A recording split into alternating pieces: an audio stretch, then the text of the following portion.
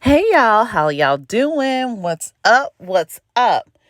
So, can somebody explain to me how and why in the world would a producer or Love and Marriage Huntsville producers decide to tell us on Saturday that there will be no show on Saturday? Y'all, it's the unprofessionalism for me. It's the lack of foresight for me. It's the lack of respect. Okay? Like, what? Honey, I get myself already like, okay, let me mind you, I was in the middle of doing something else, but I was like, okay, let me stop what I'm doing to go try to catch this Love and Marriage Huntsville episode real quick because it should be good. I turn it on and I see, what was it? Episode 11 with Nell and her husband and their kids. I was like, what is this? I thought maybe, I was like, wait a minute, ain't they supposed to be still on the trip? What is this? Because for a minute there, I didn't recognize the episode. And I was like, this is not the new episode. So I'm like, okay, maybe I clicked on the wrong thing. Let me look around. I didn't see the episode available to watch. It's like still like a little, on my thing, I think it's like a still little locked icon or something. I was like, what? So, child, then I just happened to be scrolling and trolling on Instagram and see that Carlos King done made a post talking about Love and Marriage Huntsville will not be airing tonight for observing a holiday. Honey, you didn't know it was a holiday a year ago? Like, y'all, it's the games. It's the y'all. This is honestly for real, y'all. This is looking bad. This is looking really, really bad. Like for real, y'all. This is looking real bad because the ratings are still not up. And I feel like at this point they're scrambling, trying to figure out what to do about it. Okay, like I feel like they're scrambling to figure out what to do about it, and it just so happens to make it like, oh, oops, it's a holiday. Let's try to push these episodes out a little further because I bet you for the second half, they're probably trying to figure out how to make things quote better. But y'all ain't. I'm gonna tell you, don't waste your time because if y'all been doing the same thing y'all been doing thus far, thinking y'all was about to just be given an epic season, it's been an epic fail. So I would say y'all really need to probably go back and just rework the whole structure of Love and Marriage Huntsville. You probably want to really rethink who you have on there as far as cast.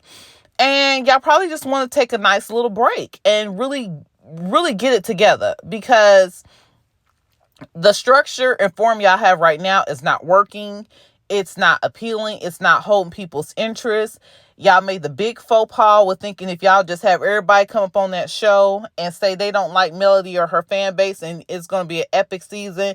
That was a really dumb motive and strategy, if you will, because don't nobody want to see that for season, episode after episode after episode after episode. First y'all said, oh, we so tired of seeing everything about Melody and Martell. Well, tell everybody on that show to quit putting their storylines based off of what Melody and Martell have going on.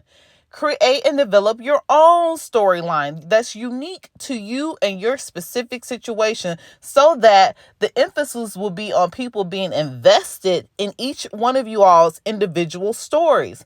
But because y'all are so afraid for people to find out the truth of what's going on, really going on in your home, and the fact that you're not as successful as you are being propped up to be on the show, y'all are so afraid of that coming out that you don't want the story to really be focused and based on what you really have going on, because then you're gonna have to admit that the millimeters slash quote Melody fan base like how they try to say it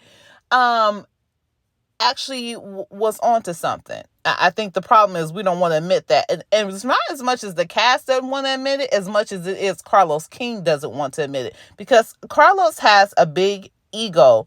He even said it in one of his little interviews. He's like, he don't want anybody on his cast to think they're bigger than the show, that they can think that the show won't carry on without them. Like, he literally said that in an interview. I can't think of whose interview he was in and he said that, but that's what he said out of his own mouth. So his thing is that ain't nobody gonna tell him what to do. He gonna do things how he want to do them and forget what the audience or any fan base is asking for. He's gonna do what he wants to do.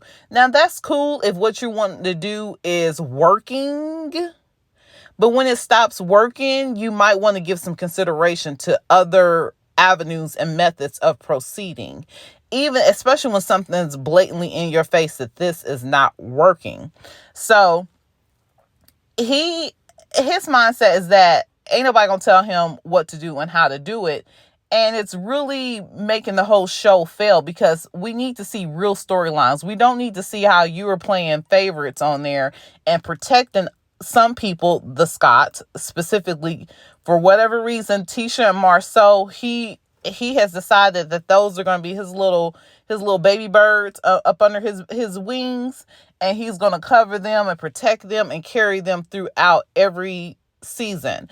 And I'm really, really sick of seeing it. I'm sick of seeing Tisha with her smug look on her face while she's able to talk crap about everybody else, but be fully protected and nurtured when someone comes towards, brings up stuff that's going on with her and Marceau, or just things that she do. People try to check her on things she do. She's like quickly protected, and she's expecting people to protect her.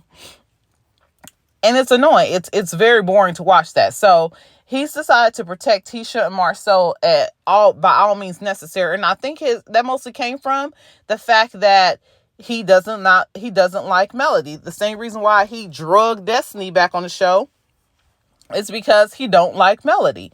And he wants people to come on there. He wants somebody to be able to successfully drag Melody.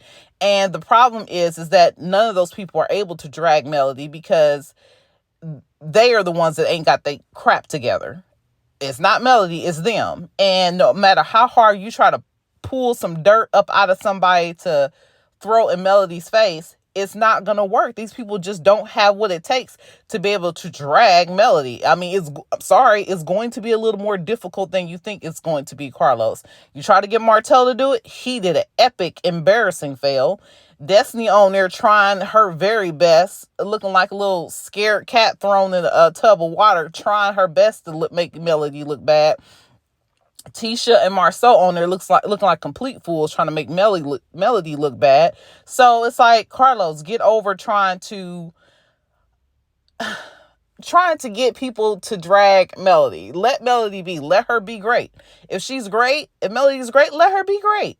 And then let all the other pieces fall as they may. You would get a better storyline out of us finding out what's really going on with the other cast members on your show versus your particular issue that you have with one of your castmates, to the point where you're blinded by being able to produce a real show with real storylines. Okay.